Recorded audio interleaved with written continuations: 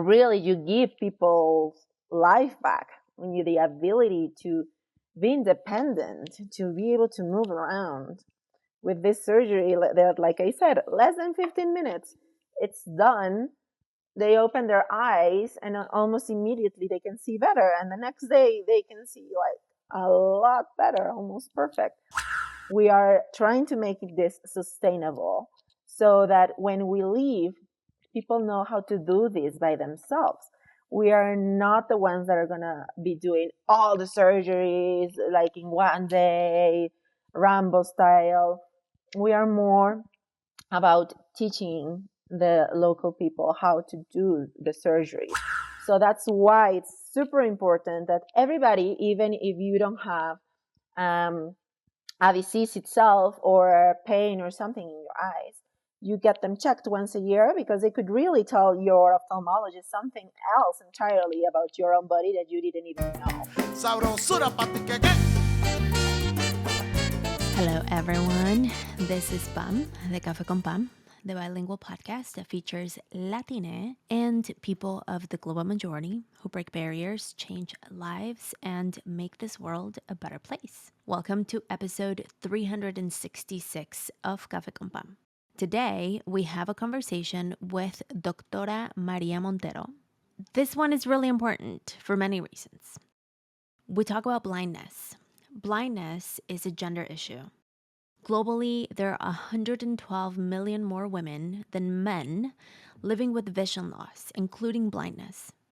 Though 90% of blindness is avoidable, many barriers prevent both women and men from accessing eye health services, but these barriers can often be more problematic for women. These barriers differ around the world and across communities, but a lack of education, difficulty in accessing finances, and an inability to travel means that women and girls are disproportionately affected by blindness.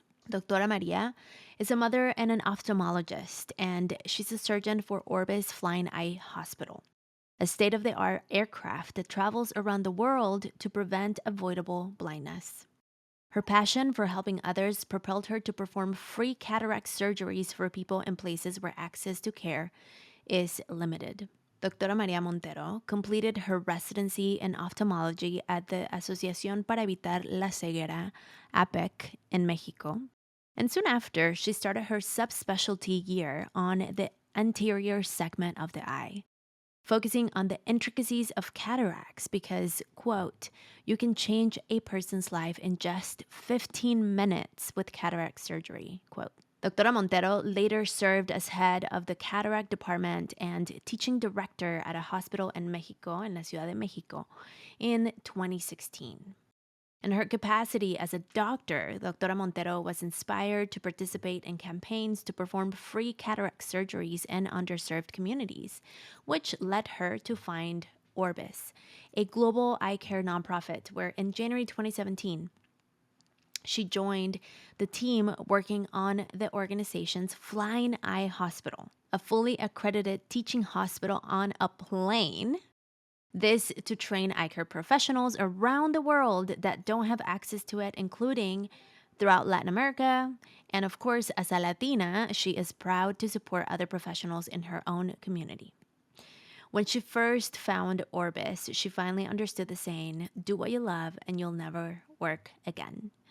Y bueno, listeners, this was kind of like a long interview, pero I think it's important to talk about the reasons why we bring guests like this. Dra Maria not only does incredible work with Orbis Flying Hospital, but también her dedication to making sure that people take care of their eyes. You'll hear it in the conversation, but I have paid much more attention to my eyesight now. And someone who wears glasses, I don't have a lot of prescription, but still I do get, I need to take care of my eyes. So I'll stop here and I'll let you enjoy my conversation with Dra Maria Montero. Well, Dra Maria, welcome to Café con Pam. Thank you so much, Pam, for having me. Of course. Happy to chat about all the things. So the first question that we ask is, what is your heritage? My heritage is Mexican, Born and raised? born and raised. Yeah. And so, how did you decide that you wanted to be a doctor? My dad is an anesthesiologist, and also Oh. both of my grandparents were doctors in their age. They were just, my grandparents were general doctors as it used to be. And then my dad went into anesthesiology. So I decided from a very young age that I wanted to be a doctor, just not an anesthesiologist, something else. Why not an anesthesiologist? That's a whole word. Because I didn't want to get involved in the mouth of people. That's funny. But isn't it through IV? It is, but also you get like intubated so you can breathe. So Oh. there was like, to me at that age, it was a lot of spitting. That's funny. Did you talk to your dad about it? Like, "Oh, I'm gonna go into medicine, but not quite like what you do."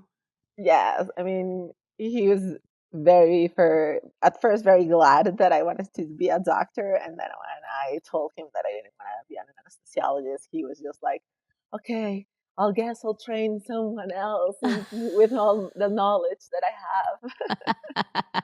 You know Well, how it is. for sure, for sure.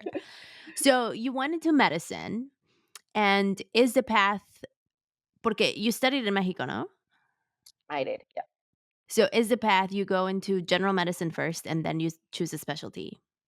exactly. Yeah, here in Mexico, it's like you get out of high school at 18, and you go straight into med school. It's not like the U.S. where you can go Do to pre-med. Yeah. college, do pre-med, have a little time to grow and know better. Like you go into med school at 18, and then you go study for 5 years. And then you do you do 1 year of internship, 1 year of social services, and then you're done. You're a doctor. You're a doctor, a physician, and a surgeon. That's what my diploma says. And Wow. then you do an exam. That's a national exam. It's like the match, I think, in the US, where you do apply to exams and then you compete with everybody else in the Republic, and then you get to pick your subspecialty. So I picked orthopedics. That's very different from eyes. That's very different from eyes, yes. But do you go through a process of like, well, I guess through med school, you kind of like study everything in the body. Exactly. We And do. then like orthopedics. So before we go into like the specialty, you also had this curiosity about your body Hmm. and you wanted to know how your body worked. Exactly. That's why I wanted to be a doctor in the first place. To me, I couldn't live within my own self without knowing why things happen. Like, okay, you get a cut, and what's happening? Like, you Yeah. get sick. Why are you getting sick? Since I'm like always hungry for knowledge and to know how things work, in my head I just couldn't picture not knowing why things happen, and just other people telling me, oh, take this, take that, instead of knowing exactly why. So that's the reason that I went into med school, really. And were you an inquisitive child having doctor parents, grandparents? Were you asking, like, did you ask them questions and what was their approach? What was their response? Yes, I mean, I obviously played doctor with my sister since we were very, very young. Yeah. I think that she was fed up with playing the same thing over and over again. And since I was very, very young, well, maybe in junior high or something like that, my dad started bringing me into the OR to see if that was actually what I wanted to do. So I didn't pass out. So I was like, oh, okay, this is fun, like baby steps first, like very easy surgeries at first, and then more and more and more complicated ones to see if I can handle it, and especially if I really liked it. Right. How many siblings do you have? Just one sister. And she's not a doctor? She's a lawyer. Wow. Very different. Yes, very different. Did she get the same experience of like, let me take you, like from your dad, let me take you to the OR to see if, like, maybe? She didn't like it at all. Like from the beginning, she was like From the zero. beginning, she was like, I'm not going to be a doctor. How funny. Okay, so you get to this place of choosing your specialty and you choose orthopedics. ¿Por qué? Mhm. I, again, I like to know how things work. And to me, orthopedics was a lot of like maybe playing with Legos, like the physics. So if something is broken, there's a physics behind why you put a cast in a certain way or a screw in a certain way. And there was a lot of drawing, which I also love involved. So I really liked it, and so I chose that first with my first exam, my national exam. And then when I was actually there, less than 3 months, I quit because this lifestyle is the thing that I didn't really like. Like, I didn't stop to think that almost all the surgeries are because people have accidents. And so Ooh, people have accidents, especially on the weekends. So nobody had a life. They couldn't do anything at all. And then the surgeries are very, very long. It's like 5 or 6 hours at least. And also they happen a lot at night. yes. So it was very like eye opening for me to see the people that were older than me and to see them, and that's lifestyle. So I decided that I didn't want that in my life because I wanted to be a mom at some point in my life. So I was like, this is not going to work. Like, how can I balance this if I want to have You're on call all the time. exactly? How can anybody balance this life when you want to have children? Right. So that's why I went into my second option, which was ophthalmology, which was eyes. And I'm really glad I did because it has everything in a little tiny eye.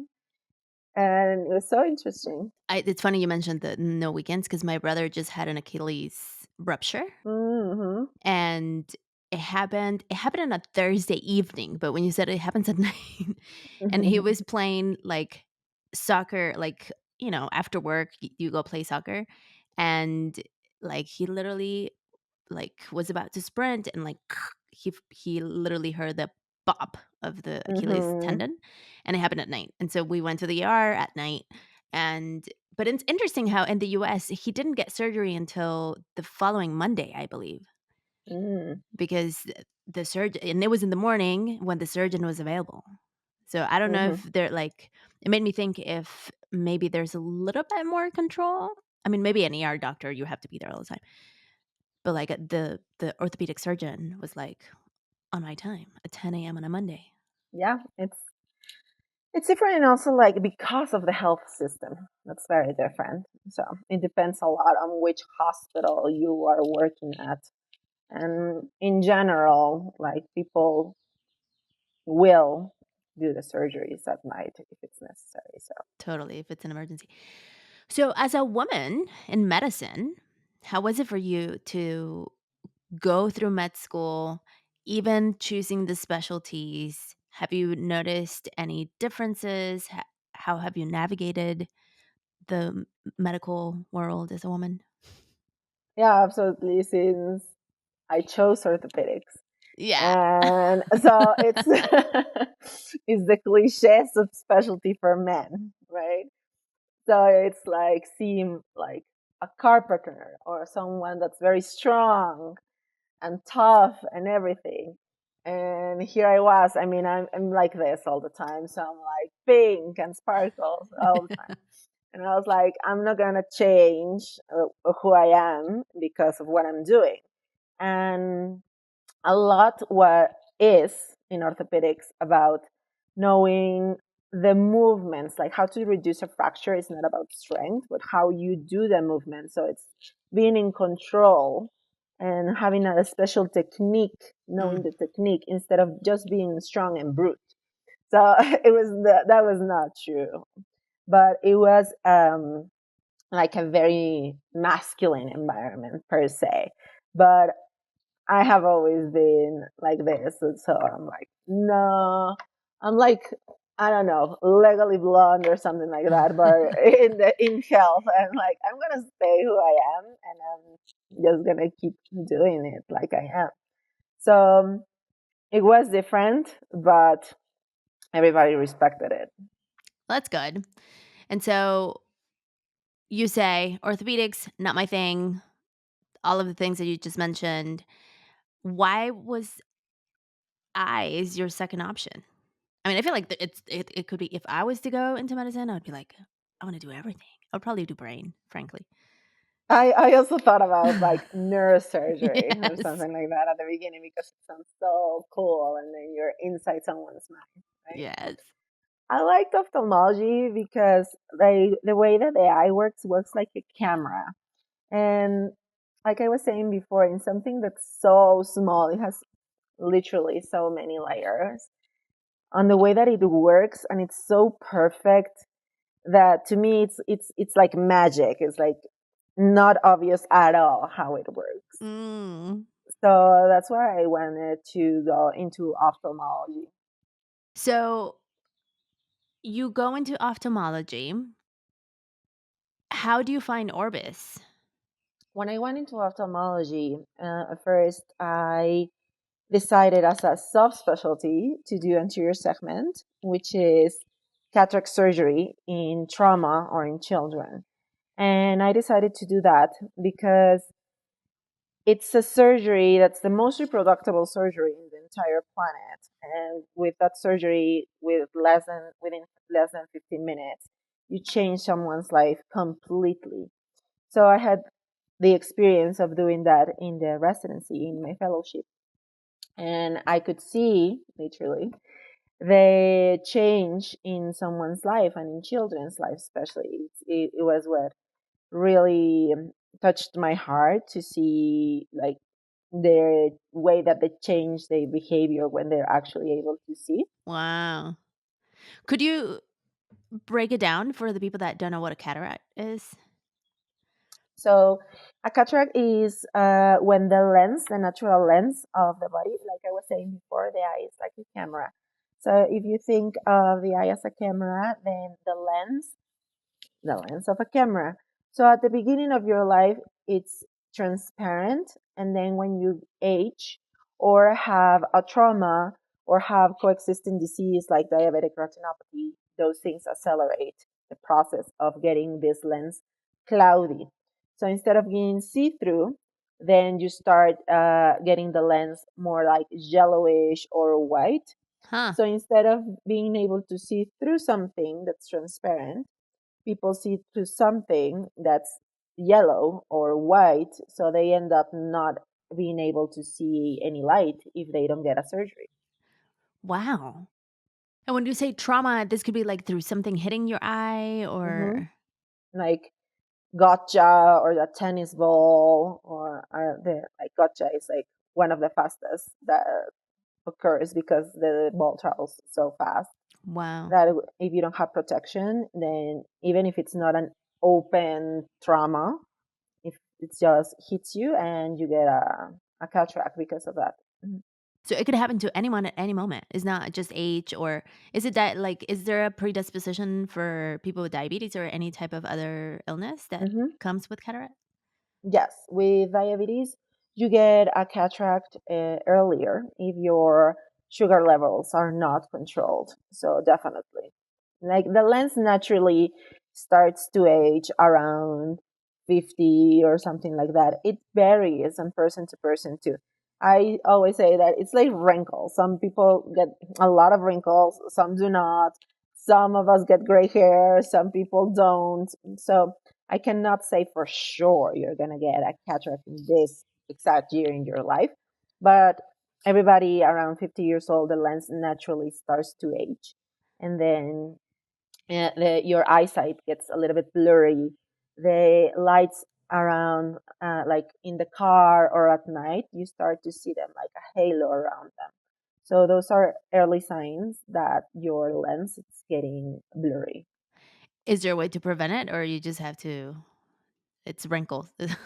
There's no way to prevent it in general. It's wrinkles, but if you do have diabetic retinopathy, for example, you obviously need to get your insulin and your blood checked, your sugar levels checked every day, your sugar levels, and then at least once a year to have your eyes checked by an ophthalmologist so that Once a they can year. see once a year at least if your sugar level is okay. Okay.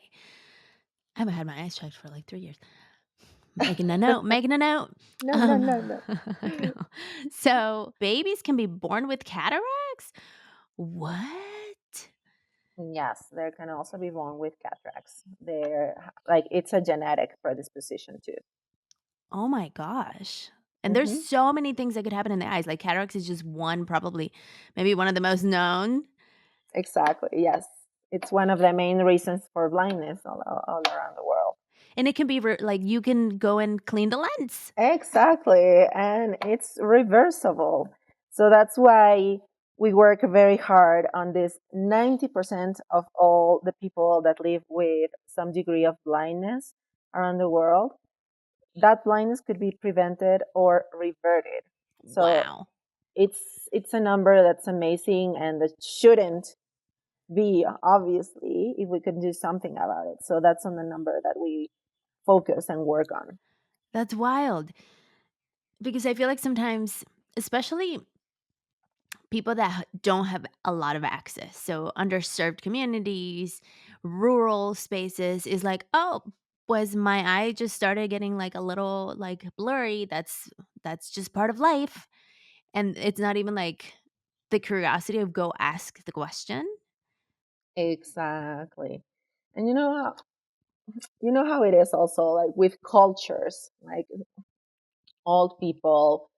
I see it all over. I know for a fact here in Mexico how people think. Like, I don't want to burden Right. anybody. Like, I'm old. It's life. I'm just gonna stay here in a little corner and not make any noise at all. It's just part of life.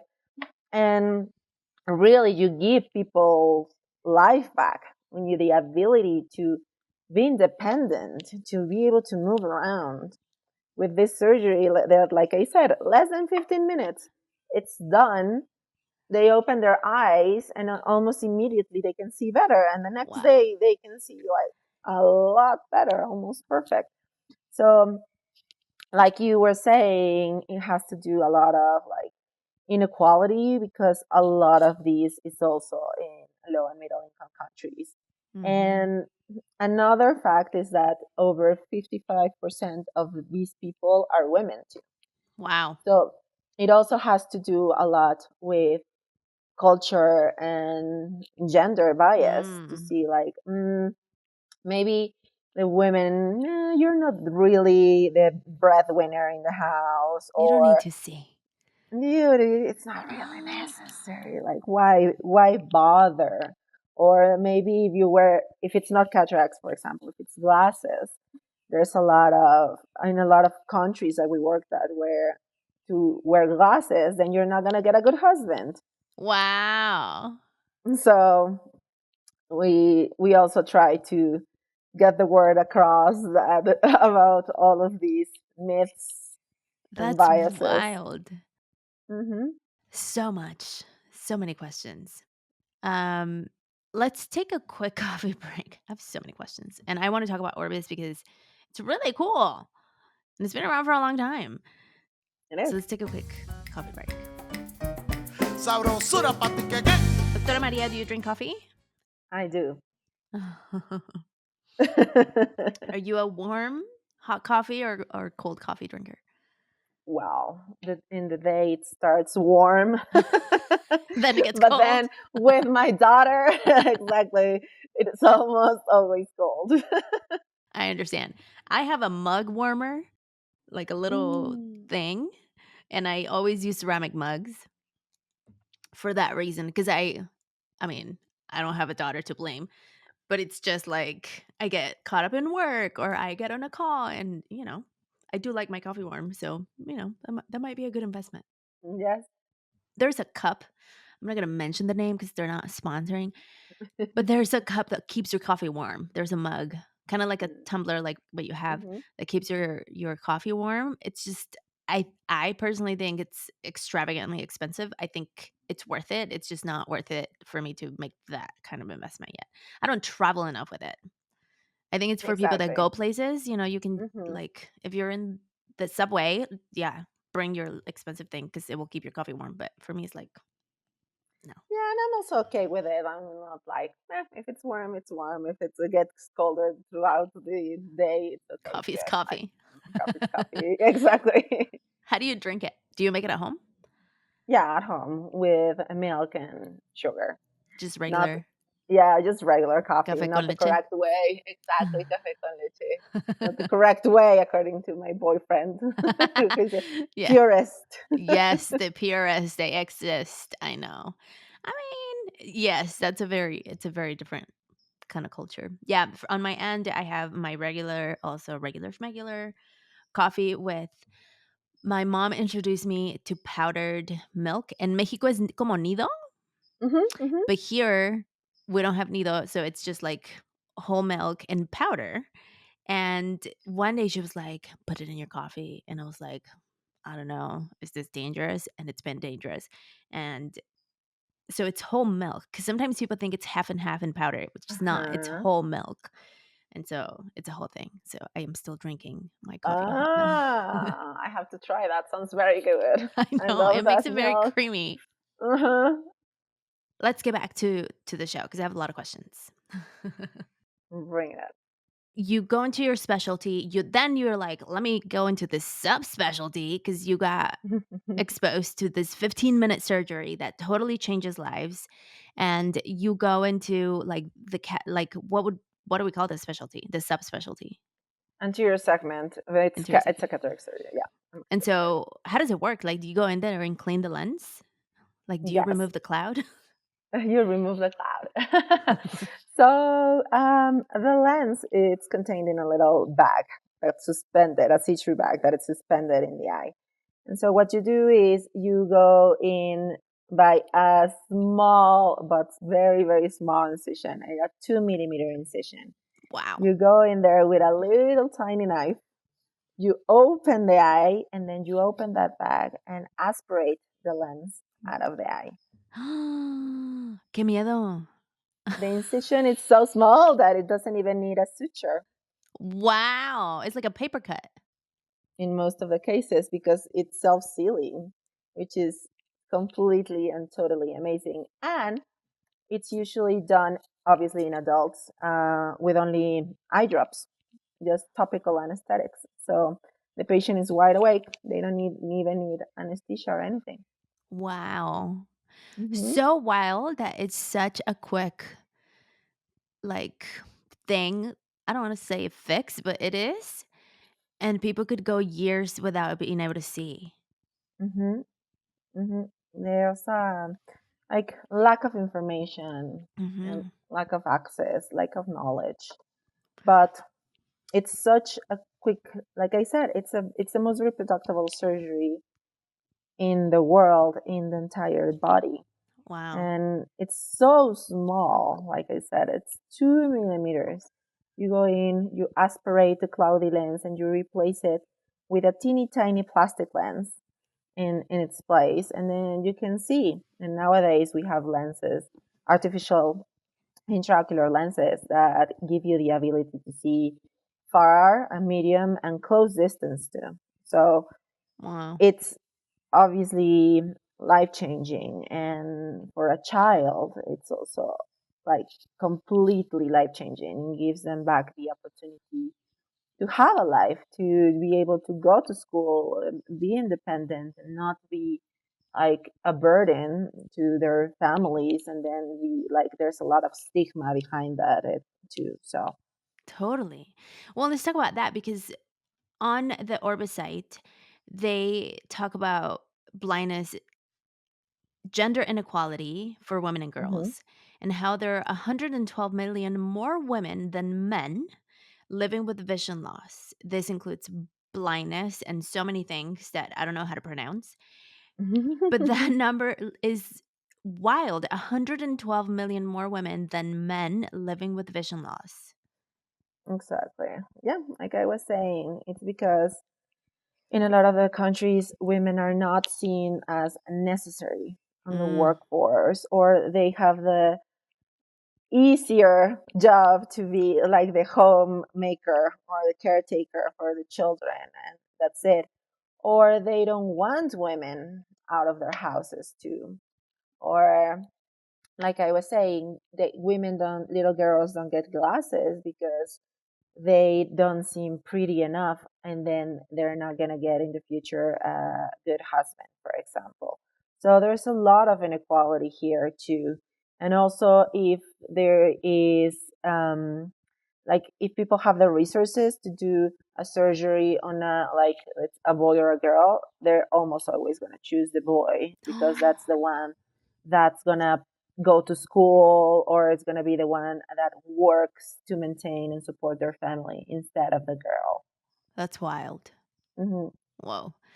So back to you and finding Orbis, you had this subspecialty that you were telling me about. And then how did you say, I'm going to go on a plane and help people see better? Well, it was actually like, I don't know, serendipity magic. I saw it on a social media post. Wow. Someone, someone from my friends group liked it, and then the algorithm suggested it to me because of that. And I was like, what's that? So I went into it, like the web page, and of course, I was surprised that I haven't heard from it before. And there was a little link. There still is a little link that says, "Do you want to work with us?" And I was like, "Man, maybe it's a long shot, but I mean, why not?" So I filled the form out. I sent out my CV, and 6 months later, I had completely forgotten about it. And 6 months later, my former boss called me and was like, "Okay, are you able to come to Bangladesh in like 2 months?" And I was Wow. like, "Oh, okay, sounds great. Why not? Yes, let's do it." And that was 2017, so it's been a little while now. So, to give people some background, Orbis.org is an organization that is the only eye care nonprofit that delivers sight saving programs in over 200 countries and territories. And so it's global, Hmm. and you have, like, basically you hop on a plane and you go places and you help people with their eyes, like, in a very simplified way. We do have a lot of programs in a lot of countries. We have programs in over 200 programs, even if it's like for refraction, meaning eyeglasses, or like treatment for diseases. We have those programs too in country. We have 16 offices around the world. So we do have several different programs around the globe. Where I work specifically is this branch, this little part of Orbis, which is the Flying Eye Hospital. Mm. So we have an airplane that used to be it was donated to us by FedEx, and it's an MD-10 airplane that's completely renewed, refurbished, and it's also fully accredited as a hospital. Wow. So it is very exciting to see that it works. Like, it is actually an airplane that can fly, and it's actually a hospital where you can do surgery In the plane. in the plane. Yes, so both things work. I mean, those are two very different, very difficult things to maintain, an airplane or a hospital. And then Yeah. you have this that it's both, and it works. That's wild. Yeah, it always gets me very excited to see the amount of work and engineering that went behind making this work. So we have this hospital that has an operating room, that has a classroom, that has a recovery room.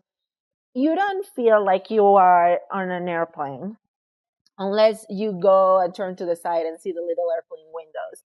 But Mm. otherwise, you feel like you're in your clinic because you have absolutely everything. It's like the biggest mobile device. It's the hospital. It's a Flying Eye Hospital itself. That's like I've seen. I mean, I have the page open and I'm looking. Like it really is. You have an OR. You have like all the things. Everything that you would find in a regular clinic and more, we have it there. So the purpose of this is, again, since there's a lot of lack of access to eye health in the Mm-hmm. world, the idea is to bring eye health and like the process of teaching people to the trainees themselves, because we are trying to teach people how to fish. We are trying to make this sustainable so that when we leave, people know how to do this by themselves. We are not the ones that are going to be doing all the surgeries like in one day, Rambo style. We are more about teaching the local people how to do the surgeries, and so that that when we leave they can actually do it themselves, because otherwise we are not solving the main issue, which is to Mm. have trained doctors, trained physicians do the surgeries in these places. So that's why we do this. And we not only train other ophthalmologists, we also train the entire team. We teach the anesthesiologists, we teach the nurses, the biomeds. There's teaching happening all the time in the Flying Eye Hospital. And so there's a lot of learning, and we also teach them how to work as a team together so that they can have better results in their surgeries. So yeah, that's the way that we approach this at the Flying Eye Hospital. That's so cool. So it's a flying eye hospital. So it's a an eye hospital on a plane that flies, and Yes, it also is a school. it is. Mm-hmm. That's It it. is. Um, That's it. Yeah, that's just a little bit. it. But do you? So I'm very curious. Do you do surgeries like while on the air, or you park? No, no, no. We are parked. We are Some like parked. with those Yeah, little we need tiny tools with a stability. little turbulence. Exactly. You need the stability to do that on the grounds. And the hospital itself, inside the valley, we have all the generators that the plane needs to make its own energy, and we have our own medical gases and ways to bring water into the plane and everything. So it's also a self-sustainable airplane. Wow, And so we do the surgeries on the ground. And part of the way that we do this is we bring the trainees to the Flying Eye Hospital, where we have the latest technology that you would find in ophthalmology. But at the same time, we rotate in their own hospital so that it's mm, sustainable too. So we do teach them with everything that we have, but then we also go to their hospital to see whatever tools they have and help them get the most out of the tools and consumables and equipment that they already have. And if it needs like something needs maybe some maintenance, then we have our biomeds teaching their biomeds how to repair mm. it, because a lot of times they have the machines but they don't have anyone to fix it, so that's why they don't use it. So like I said, it's like we do rotation. So yes, you spend part on the airplane, but we also go to your own hospital to teach you how to make this more efficient in your own environment. That's cool. So how does the plane like? How do you decide where to go? Well, we do have country offices, and we do get invitations. So we need to get invited, obviously, from the country, from the Ophthalmology Society, and also like we need to see that there's an actual need for the training and the conditions for the program too. Like if it's with the airplane, there's a lot of specifics that I will not get into because of the size of the airplane, etc. But that's like Mm, a technicality. you have to have a landing place. Yeah, we have different types of programs where we don't bring the plane, but we do send our team of ophthalmologists, nurses, or whoever is needed over to the hospital by themselves, and they do the training by themselves. So that's called a home-based training. And we also, with the pandemic, as you can imagine, we had to switch everything Yeah. to virtual like the rest of the world, right? So we switched to virtual for 2 years, and we did virtual programs Is that cyber site? on Cybersite. Yes, on cybersite.org. You can find everything about ophthalmology. You can find videos, courses, lectures, whatever you want about ophthalmology. You can find it there. We also have a consultation link. So when doctors have a special case that they don't know exactly what it is, they upload their patient's data and then they get feedback from experts all over the world, which is Wow. very cool and very useful. Like you have a global expert helping you figure this out. Yeah. We also have artificial intelligence that can help you grade what diabetic retinopathy stage your patient is at, or the grade of glaucoma. So you upload it, and artificial intelligence will tell you based on their programmatics, like how bad it is. Hmm.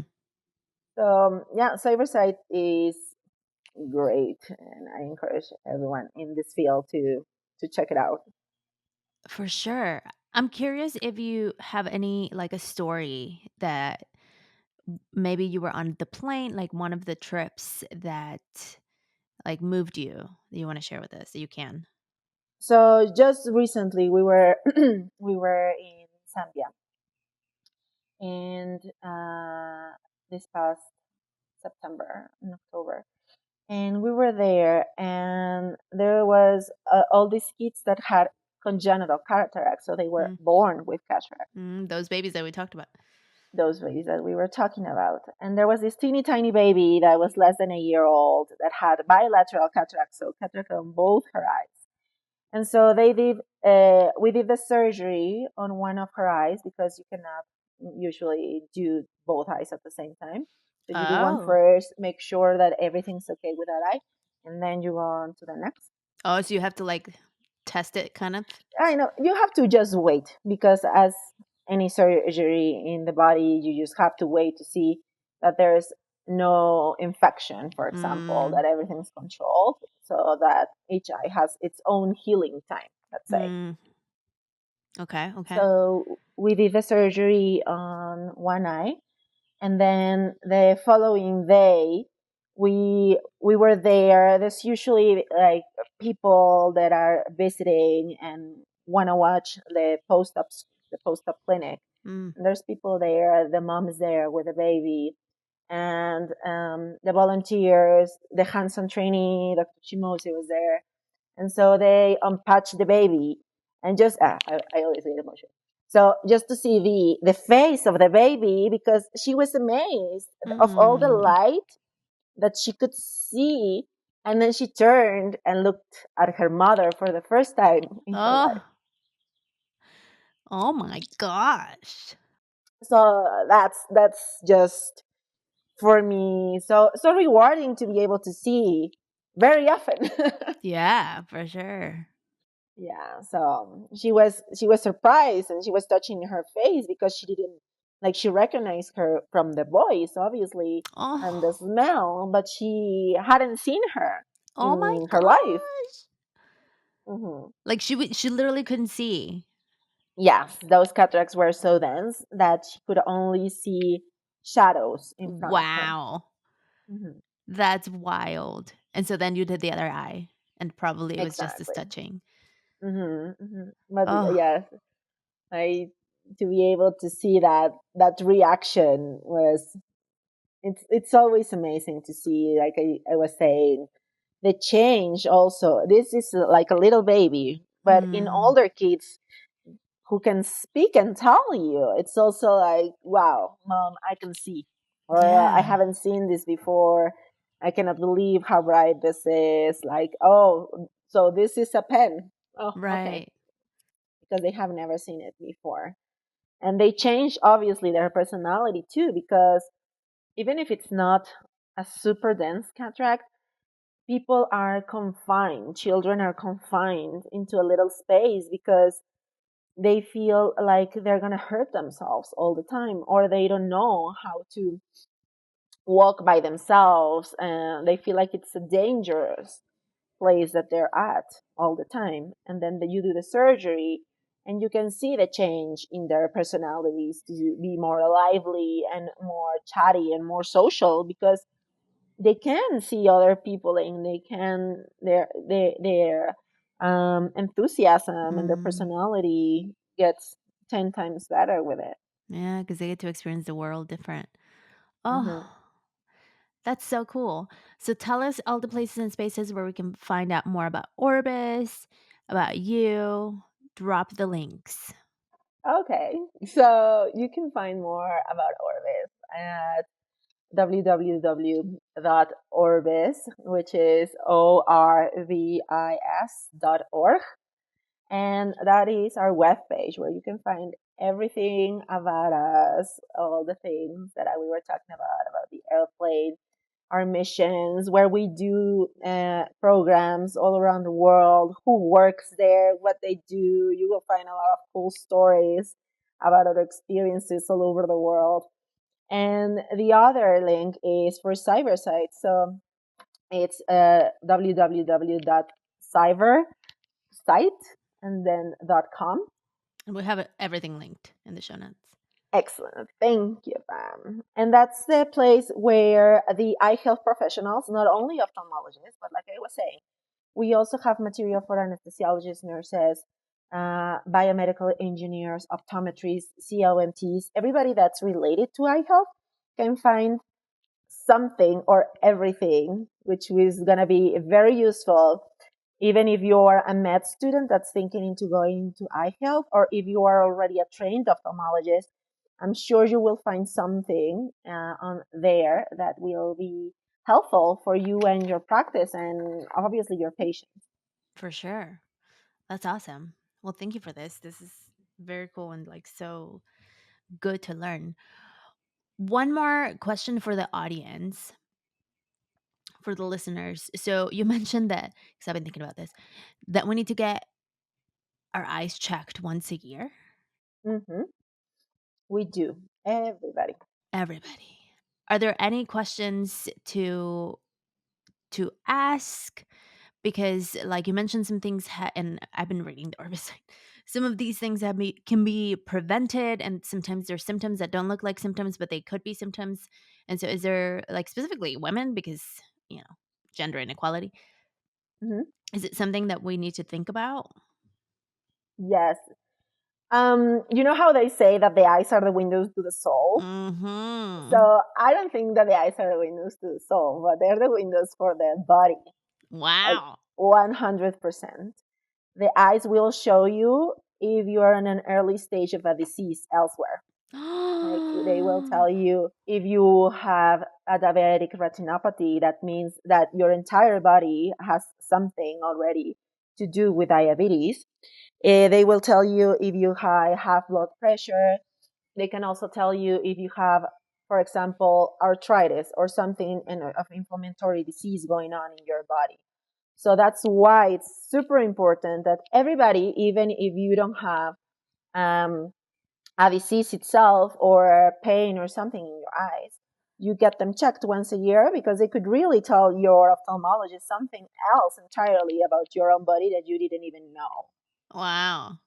And another very important thing is for children. Mm. So we, our brains learn how to see until we're 6 years old.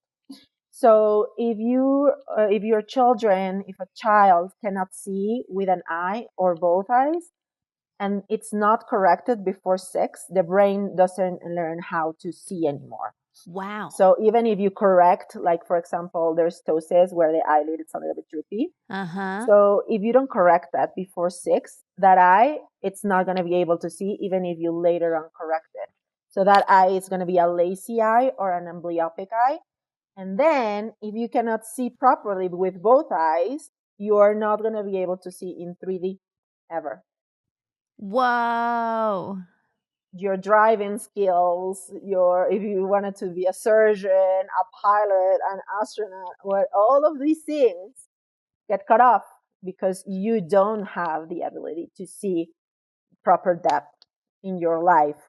So you are giving a child all these opportunities in life if you bring them to your ophthalmologist before they're 6 and get their eyes checked. That's wild.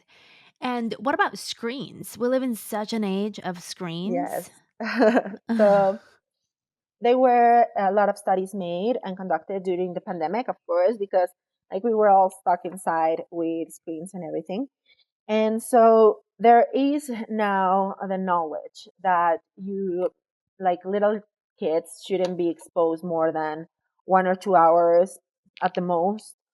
And I'm saying this like less than 6 years old, Whoa. to a screen per day, because the screen is so close that then they get myopic because the focus that the eye has changes, switches to having to focus something that's very close, where our eyes are meant to see afar for things on that age. Wow. So limit your screen. What about for adults? Still limit your screen time. For adults, we're done. For adults, I mean, it is what it is. Yeah, you can use it. It's like you're gonna get dry eye for sure, because when you are trying to focus so much of your time on something, then you don't blink, and that's Yep. why when you're reading a lot or you're on a screen a lot, you feel this like urge to scratch your eyes. Don't. Mm, tell me And about then it. everything gets blurry, and it's because of that. It's because you don't blink enough, so you don't have enough like um, tears in your eyes to lubricate them. So that's very easily solved with just lubricant drops. Well, that's good. I do have my drops that I religiously use because I have been told that I have dry eye. Probably because I don't blink. So it makes sense. Well, Doctora Maria Jose, thank you so much for coming to Cafe con Pam. This was so informative and so many levels. Thank you so much for all your work for Orbis. Definitely, listeners, check out orbis.org. It's a really cool organization. They do really awesome things. I was just reading like everything because they also have a lot of information that's could be useful even for people like me that live in a place with a lot of privilege and access. You get to learn how the disparities still exist. So thank Mhm. you. Thank you, Pam. Thank you for having us. Of course. Bueno, listeners, that was my conversation with Doctora Maria. I hope you enjoyed it. Please do let me know what resonated with you. I hope you schedule your eye appointment because, like she said, at least once a year you need to get your eyes checked. It's really important. And if you're a woman, especially more important because we get a lot of, we're still dealing with a lot of disparities. It is what it is. That's the truth of the reality that we live in. Y bueno, if this is your first time here, thank you so much for being a Cafe con Pam. I hope you stay. I hope you click follow, subscribe, whatever the button says in whichever platform you're listening to. The two most popular ones are Apple Podcast and Spotify. So if you are in one of those, please click follow. If you feel called to leaving stars and comments, that helps a lot with the reach for the podcast. We are constantly looking to increase downloads, and a download means someone who listens to the show. So if you think someone will benefit from this episode, please share it with them, with whoever you are thinking of, your friends, your familia. Do send this episode to them, por favor. We are on pretty much all the platforms now. You can listen to this episode if you just want audio. The audio gets released on YouTube, and then later in the week, we release the video on YouTube. So you have options. You have option, listeners.